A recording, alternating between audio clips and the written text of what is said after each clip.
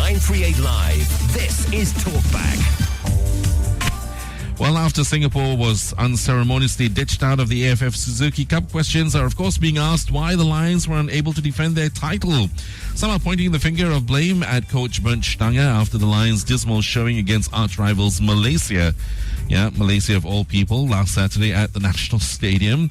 But while, Stange made some questionable choices, such as taking out skipper Shahril Ishak for reserve Shafiq Ghani to support Haris Harun. In such a crucial match, something may have to give, I suppose. But the other question is, are there more fundamental and systemic problems to deal with? Does the football game in Singapore at national level require a real shakedown? In the studio with us is Alex Weaver. He is coach of 2014 SLeague champions Warriors FC. Now, Alex, thank you very much for joining us this morning. What's your opinion of the state of the Lions team that's been dumped out from the AFF Suzuki Cup? It's very disappointing, obviously, for the whole of Singapore, especially given the history of success that the team has had, not just in international competitions, the Suzuki Cup, but in rivalries against those guys across the causeway against Malaysia. Absolutely. But yeah, I think you're right. It does run a little bit deeper than just the one tournament, really. Sure. Okay. Before we come back to you, let's go to the phone lines first. We've got Sam holding on 669-1193. Hi, Sam. Thanks for joining us. Yes. Good morning, Andre. Good morning. Good morning, Singapore. Okay. My comments on the situation is that based on the last match, the Suzuki against Malaysia. In fact, Singapore was doing fine. It's only a terrible decision by the referee on the 92nd minute that actually robbed Singapore of the chance to go through. So you don't think it was a penalty? Yes, correct. In fact, the equalizer by Khairul Amri was fantastic. And we are on the way, except the terrible, which I think it was robbed. It was really very bad. Okay, second point is that we need to give more time to the coach, okay? Stange. Okay. Look at this Germany. They take 10 years to win the World Cup. And look at Man U. Louis Van Gaal. He actually started off not too good, but now he's producing the results. Let's have patience to the coach and the system. It's actually working. Okay. Thank you very much, Sam. Thank you. Anything else? That's all. Okay. That's my comment. All right. Thank you. Thank you. All right. So we're hoping to get more of your calls on 669-1193. Alex, what do you think? Sam thinks it was not a penalty. What were your thoughts? No, I disagree completely with that. If you look at the replays, obviously the referee doesn't get the benefit of the slow motion replays, but we do, and we've seen the ball come in. We've seen several angles of the replay. The ball's come in. The defender.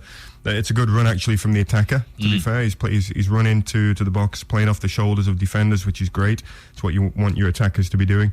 But because he's got that advantage over the defender's looking to compensate somehow. And as the player's gone up in the air, you can clearly see a forearm make contact with the back. You can see the movement of the Malaysian striker go forward. And a lot of people have been saying, well, the Malaysian players haven't appealed.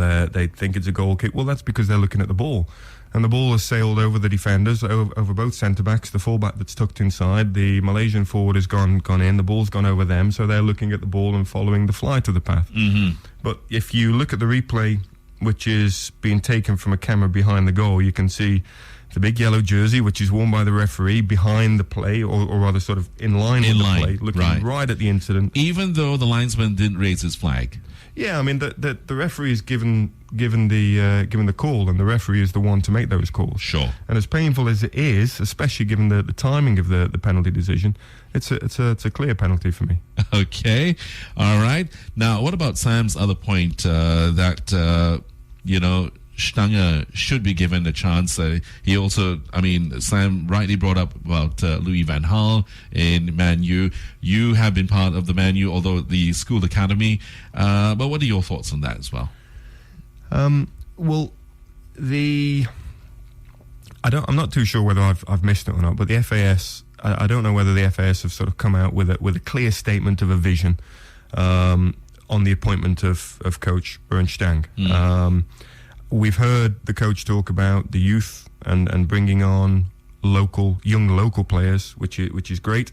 If that's clearly the vision and the long-term strategy for the Singapore national team, then of course, yes, we need to give not just the coach but the players, the development system more time, because obviously that takes time for young players to come through. Taking away the core of players that were successful in the Suzuki Cup 2 years ago, which is clear that's happened. Yes. You're not just going to replace those guys of many years' experience just overnight, and certainly within sort of 18 months, 2 years, really. So you're going to feel the effects of that. If the vision was to come into this Suzuki Cup and try and be successful and retain the championship, which of course you want to do. You don't go into a tournament saying, okay, well, we're going to develop. We don't mind if we lose. Especially playing on home ground. Absolutely. So if that plan was to come in and retain the trophy, then we need to understand that taking away those players that were successful last time around, that's going to leave a big gap. So I don't know whether the coach is going to maybe be reflecting on whether he's made too drastic a cut of those experienced quality players, the naturalised imports that we brought in. Okay, I know what you're alluding to, but let's see what we have from Raymond on 669-1193. Hi, Raymond. Raymond, are you there? Okay, when you're ready, Raymond, you can join us. Now, okay, so I think you've made some assessments which a lot of people have already made as well. And I mean, the thing is to leave out players who have the experience, and it may also affect morale within the team itself. And as you said, if we are playing on home soil, why don't we just put out the best? I know. Well, as you said, maybe he was thinking bringing in a new lot of players, but that could have been balanced out. Don't you think a little bit better with experience brought in? Absolutely, possibly. But again, it depends on the vision, the philosophy that is trying to be implemented here. If we'd have played a lot of imports like some teams have done, like the Philippines, for example, and I think like Hong Kong are trying to do as well, even though they're not in the Suzuki Cup. But some of these smaller nations or nations with sort of lesser experience and success in football, what they're starting to do is to try and bring in these naturalised imports to give them a passport and to make the team successful, and which is sort of the path that Singapore went along quite a few years ago. Yeah, it's not that we didn't have them in the team. So it seems like the philosophy, the vision for the FAS is to bring on the younger local born players, which is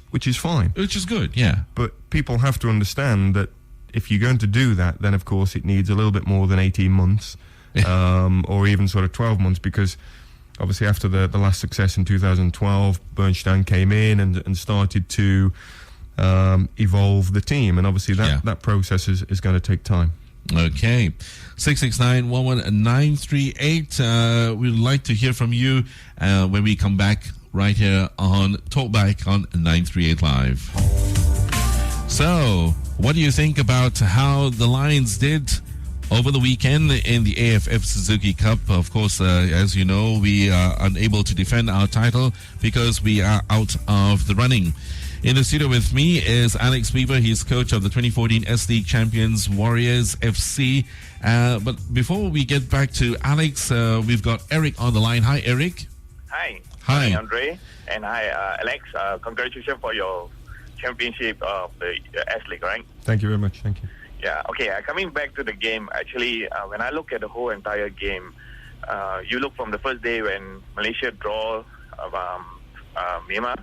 Actually, you look at it, Malaysia was getting stronger as the tournament progressed, right? Mm-hmm. They almost hold Thailand to a draw, or even could actually upset Thailand. So, actually, when Singapore was playing Malaysia again, I really have the feeling that Malaysia could create an upset, right? I think yesterday I read the articles by the former national captain, Siap Polong. He mentioned that what our coach Bernd Stange has done was that in the game against Thailand, when Bahaki was actually taken out to prevent him from getting the second yellow card or so, right? Right, yep. I do not understand why did he also need to pull Haris Harun back from midfield, right? Because at the end of the day, you are actually making two positions that was real solid in the first half, and then become the midfield was actually second, and that's where our weakness have been explored, and Thai was actually controlling the midfield, right? So you think that exposed us a lot more then? That's right. And in the final game, when I saw Singapore was down 1-0, again we knew they would definitely pull the defender, Safudin, right? That's right. Yeah. And okay, that speak volume, and he created the free kick, and gave Khairi Amri a rebound and scored, right? Wonderful, 1-1. But immediately I saw he started to pull Stefan back to the defender, right? And when he was putting the young boy, the 18 years old boy, he was doing wonderful, right? And then at the end of the day, we have 6 defenders there, and it could be a setback in the sense that everyone was in 6 and 7 when the cross comes in. They do not know who is going to mark who, right? You get what I mean? Okay. Yeah. So I was thinking that at the end of the day, when we are holding 1-1, why didn't he continue, to play Stefan up as the attacking forward and then put in the pressure to Malaysia, right? Okay, let's see what Alex what Alex's thoughts are. Alex, what do you think? I don't know where to start. Do we look at the the Thailand game or the Malaysian game? You look at the first game against Thailand. I mean, the individual defending. I mean, you can go into the tactics, talking about Bernd Stange and the decisions. I think he's put Haris, to talk about the first point. I think he's put Haris back there because he's a very good, strong, capable player. Absolutely. In possession of the ball and obviously defensively as well. And I think with the style that Bernd has been trying to implement with the team in terms of bringing the ball out from the back and retaining possession, I think Haris, if you're going to take Bai out of there, is a suitable option in terms of possession wise. Okay. We can go into even more detail and talk about the strength of depth, and I think a lot of coaches and people have come out and talked about that, and I think even Bernd Stange has talked about his desire to have 2 good, strong players in each and every position, and I agree with that from a coaching point of view. Okay. But it didn't work this time somehow. No, it didn't, and that's international football, tournament football. It's quite unforgiving, especially when you've only got 3 games. I mean, over a league season, you get certain things going against you, certain things going with you, but over the course of a season, things sort of even out. We had some bad decisions go against us in the season with the Warriors this year, but then again, we have some things that go for us. And like I said, over a course of the season, that evens itself out. You don't necessarily get that all the time in tournament football when you have 3 group games. Yeah. And that penalty decision against Thailand in the first game was quite unfortunate. Some are given, some aren't. But everybody brought up a pertinent point, when he said he saw Malaysia and Thailand play. It was obvious that the Malaysians were in fact gaining ground against the Thais, and in fact the Malaysian team was quite confident of itself already. And if Bernd had read that possibly and put us in a better position, maybe he would not have even left out Sharid Ishak for that matter. Possibly. The Malaysians are a strong team for sure, and I think just over the course of the game, we just didn't give them enough problems. We can talk about the penalty decision, we can talk about defending and things like that, but we didn't cause enough problems for the opposition.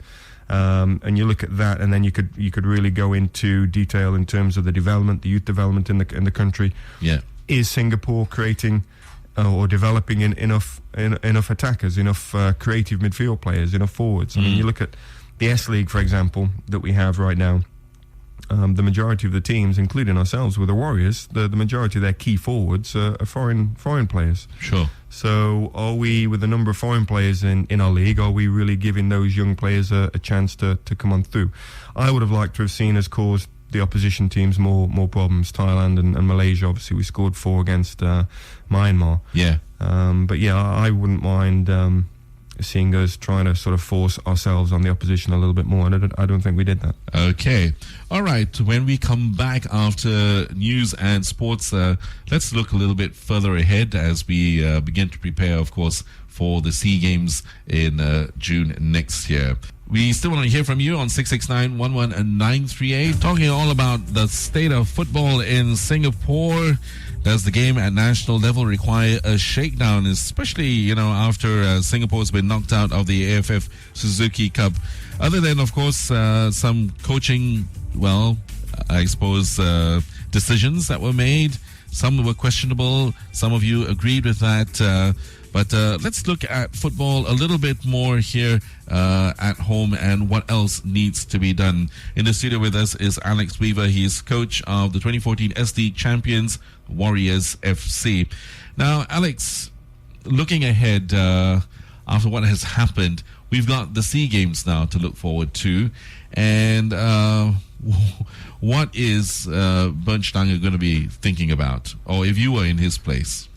Well, I think if you look at it positively, and I think Bernd Stange will do that, you manage the situation in terms of focusing on the young players that have played in this tournament. They've gained invaluable experience. Now, of course, it's still painful for everybody involved. But if you get hold of those young players that have been there, who've been a little bit nervous, a little bit tense in this big tournament, you can really move forward now and focus on the SEA Games, and they've had that experience of being in these games, and I think it'll help them in the SEA Games.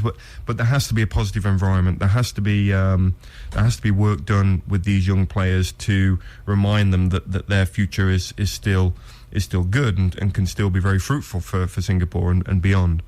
So I think, even though it hurts right now, if things are done well and things are managed well, a lot can be brought out of failure, of defeat, if managed well. Some claim that the boys are not getting enough of technical skills and training. Would you agree with that? I don't know, to be honest. I don't know what goes on in the NFA schools. I haven't sort of seen any sessions. I haven't sort of had chance to sit down with any coaches. Obviously, I'm quite busy with the Warriors. Sure. I think the biggest problem now, a lot has been talked about, a lot has been brought up regarding Bernd Stange and his position and the national team position. I think the biggest thing that the FAS need to do now is to fill this technical director position. It's been open for quite a while now. Obviously, with the focus on the Suzuki Cup, I can sort of understand that. But that's huge now, because clearly these players that are being brought through and that Bernd Stange has to work with, they're not quite at that level right now. They will be improved with Bernd Stange and the coaching staff right now over a short period of time. But is that going to be enough for future tournaments to come? I think a big focus needs to be put onto the development system here in Singapore. The technical director position needs to be taken very, very seriously. A comprehensive search needs to be done by football people. I saw something in the media recently about the panel that was used to select the national team coach the last time around. And I think more needs to be done to select a selection panel to go and select the technical director. Absolutely. Somebody with or a group of people with a vast amount of experience from big football nations, from football cultures, for them to go and select somebody that's going to come on over here.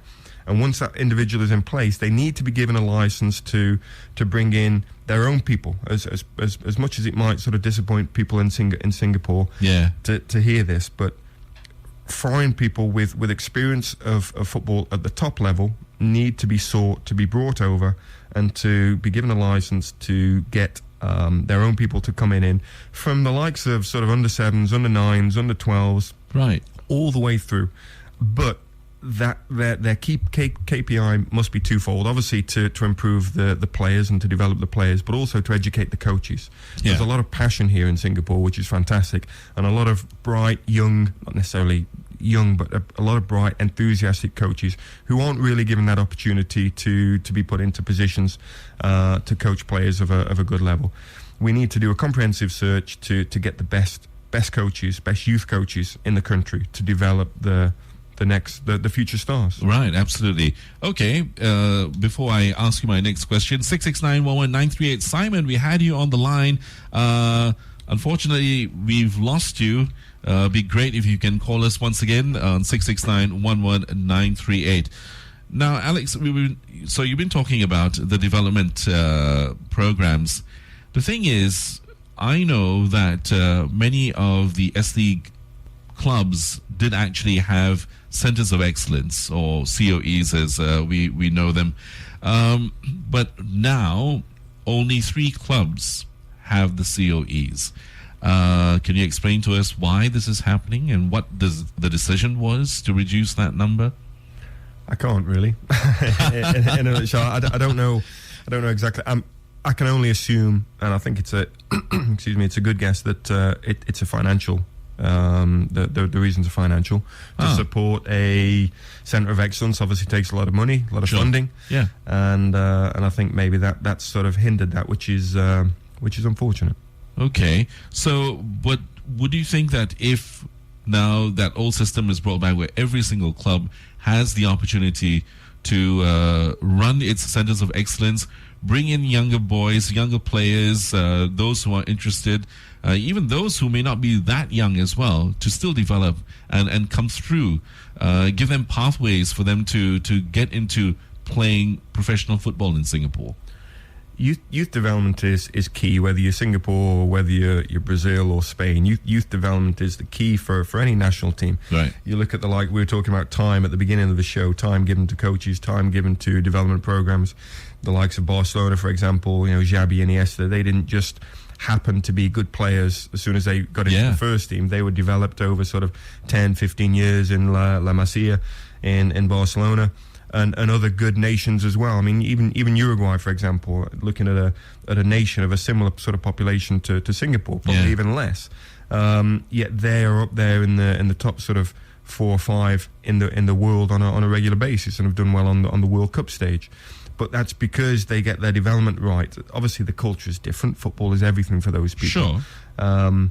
But they get the development right. They put a lot of emphasis into the youth development, and a lot of clubs globally are looking at that system. And of course the Dutch as well, the French are very well renowned for their youth development as well. So it's not necessarily a matter of putting just the finances into it, the money into it. You've got to get the right people into it. And that doesn't necessarily mean that you've got to go and spend millions to get the right people in it. Right. You have to bring in the Just do a good search. People. Absolutely, yeah? Absolutely. But that's key as well, because if you bring in somebody, and I've mentioned it in the SLeague regarding marquee players, if you bring in somebody that has a good resume, somebody who's relatively old and so-called experienced, you have to make sure that they want to come here to do something good and to do it right. You don't want to just get somebody in to come over here on a working vacation, which you kind of see a lot of around the world in these nice countries where I know, for example, that the lifestyle here in Singapore is lovely. I love it for my family. So you want somebody with a passion, with a desire to actually make an impression. And the Japanese, for example, did that years and years ago. They decided enough was enough. They brought in some a few foreign individuals. Tom Bayer was one. That's right. Yeah. To bring in Curva coaching and that technical development, and they gave themselves a big period of time, and it's worked. It's paid dividends for the Japanese culture. Okay, so we need a good technical director. We need time. We need money, the right administration to get a good youth program through as well, so that hopefully the sporting, or rather the footballing culture maybe, and the philosophy of the game may change here in Singapore. Alex, thank you very much for joining us. Alex Weaver is coach of the 2014 SLeague champions, the Warriors FC. And for those of you who still want to tell us what you think of how the national team has done, you can still talk to us on Facebook, official 938 Live. Thank you very much for all your calls this morning.